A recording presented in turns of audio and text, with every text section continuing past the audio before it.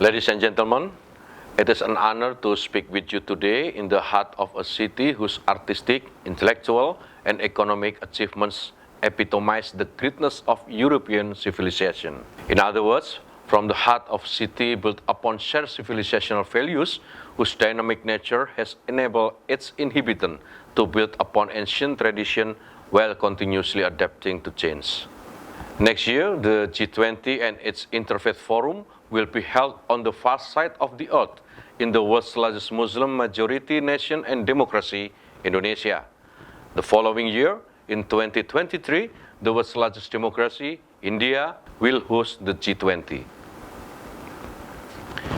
Indonesia lies astride the maritime crossroads that historically linked the Indian Ocean and the Sinosphere, becoming the crucible of unique civilization of its own.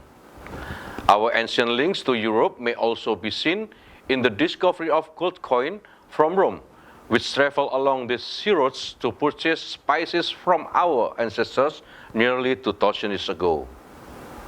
During the long course of history, innumerable kingdoms, empires, cultures, and civilizations have risen to wealth and prominence only to decline and eventually vanish.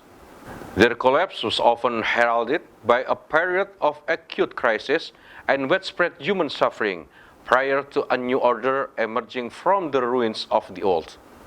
For example, the immense horrors of the First and Second World War ultimately led to the establishment of the United Nations and a rule-based post-war order, whose benefits we continue to enjoy today.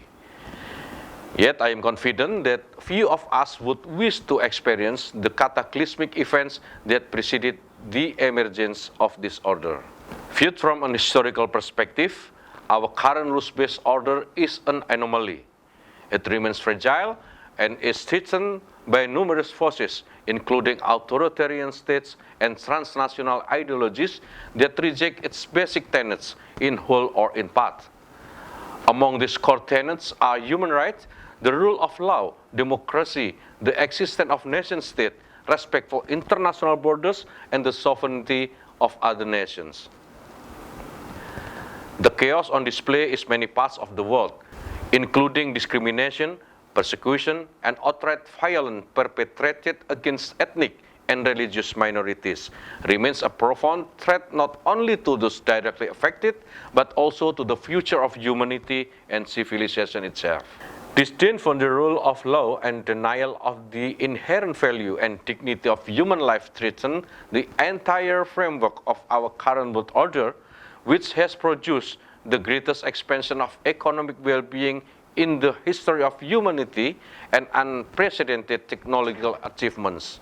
Yet these very achievements render us vulnerable on multiple fronts. Our interconnected global economy, combined with massive urbanization, could produce starvation on a vast scale in the event of a global economic collapse. Similarly, the nexus of political and economic power and technology threatens to create a dystopian future in which multinational corporations and governments surveil and control individuals to a degree previously unimaginable. The proliferation of nuclear weapons and other military technologies poses a correspondingly grave threat. In contemplating the agenda of next year's G20 Interfaith Forum, which Indonesia will host, we believe it is essential to acknowledge and address these and other threats to our current world order. We also believe it is essential to reflect upon the fragility of our current world order and abstain from placing further stress upon its intricate and highly complex social, economic, and political infrastructure. Religion has a vital role to play in this regard, for it has the potential to have blocked the political weaponization of identity, curtail the spread of communal hatred, promote solidarity and respect among the diverse people, cultures, and nations of the world, and foster the emergence of truly just and harmonious world order founded upon respect for the equal rights and dignity of every human being. Yet to realize this potential, We must wisely manage the inevitable struggle between competing values as globalization brings highly diverse peoples, cultures, and traditions into ever closer contact. It will also require establishing a global platform for religious, political, and intellectual leaders to gather and jointly address the challenges that lie before us. And of course, it will require that religious leaders act decisively to ensure that religion is no longer part of the problem and instead become part of the solution to the multitudes of crises that threaten to unravel our current world order. One major task that lies before us is to identify and conscientiously observe those universal values that a majority of the world's inhabitants already acknowledge, such as the virtues of honesty, truth-seeking, compassion, and justice. Another parallel task is to develop a global consensus regarding shared values that the world's diverse cultures will need to embrace if we are to coexist peacefully. It is also necessary for us to acknowledge that many traditional communities continue to embrace certain values that may prevent peaceful coexistence with others. This consideration explains why, in February of 2019, at gathering of other 20,000 Muslim religious scholars, Indonesia's Nahdlatul Ulama adopted an official ruling that the legal category of infidel is neither relevant to nor applicable within the context of a modern nation state. In addition, our religious scholars wrote that the nation state and laws derived from modern political processes are legitimate.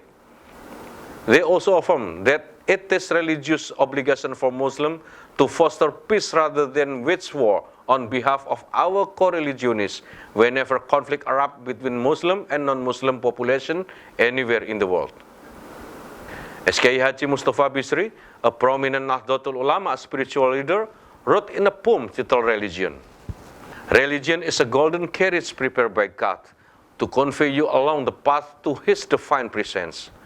Don't become mesmerized by its beauty, much less enchanted to the point that you come to blows with your own brothers and sisters over who occupies the front seat. Tepat, he has been waiting for you ever so long.